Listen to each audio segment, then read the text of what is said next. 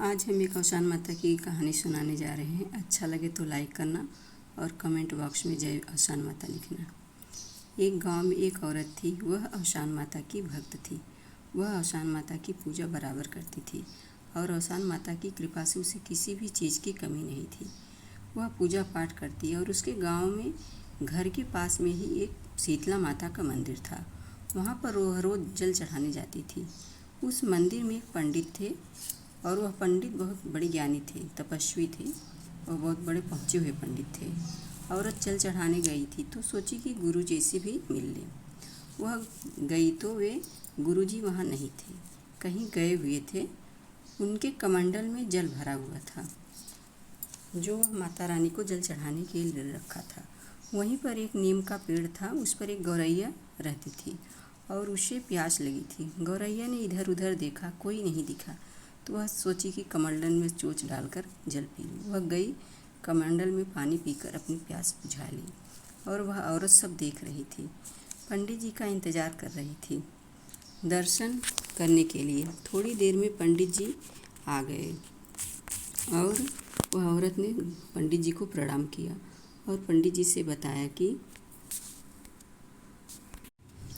पंडित जी इस जल को माता जी को मत चढ़ाना, क्योंकि इस जल को छोटी सी गौरैया ने अपनी चोंच इसमें डाल दिया है और वह पानी जूठा हो गया है।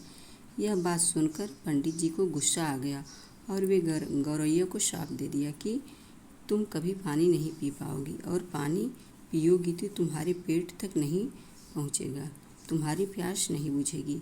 इस छोटी सी गौरैया को अपनी गलती का एहसास तो हो गया, पर वह कुछ कर नहीं पाती। वह पानी पीने की कोशिश करती लेकिन पानी पी नहीं पाती थी। उधर वह रानी भी अपने आप को दोषी मानने लगी कि हमारी वजह से एक छोटी सी गौरैया बेचारी को श्राप मिल गया। वह औरत मन ही मन अपने आप को कोसने लगी, लेकिन वह क्या करती। अगर नहीं बताती तो वह जूठा जल माता रानी को चढ़ जाता और बता दी तो गौरैया को श्राप सजा मिल गई। वह बेचारी अपने मन ही मन में बहुत दुखी हुई। वह हो गई। एक दिन वह औरत औशान माता की पूजा कर रही थी। वह औशान माता से प्रार्थना किया, हे माता, हमारी वजह से एक छोटी सी गौरैया को इतनी बड़ी सज़ा मिली है। आप कृपा करके गौरैया को पानी पी लेने दीजिए, वह प्यासी है। माता रानी खुश हो गई क्योंकि वह औरत एकदम निश्चल भाव से गौरैया के लिए प्रार्थना कर रही थी। इसमें उसका कोई स्वार्थ नहीं था। माता रानी खुश हो गई और वरदान दिया कि जाओ, कहा कि यह प्रसाद का जो जल है ले जाओ, गौरैया को पिला दो, उसकी प्यास बुझेगी, वह पानी पीने लगेगी। वह औरत शीतला माता के मंदिर गई और उसने शीतला माता को जल नहीं चढ़ाया। वह जल उसने नीम के पेड़ के नीचे रख दिया और प्रार्थना करने लगी, हे गौरैया, आओ, प्रसाद रूपी औशान माता का जल पी लो।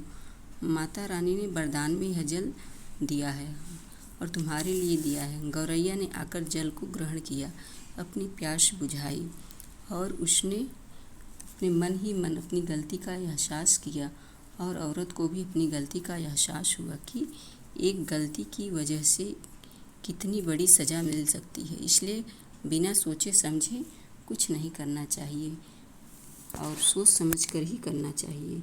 बोलो शनि मैया की जय।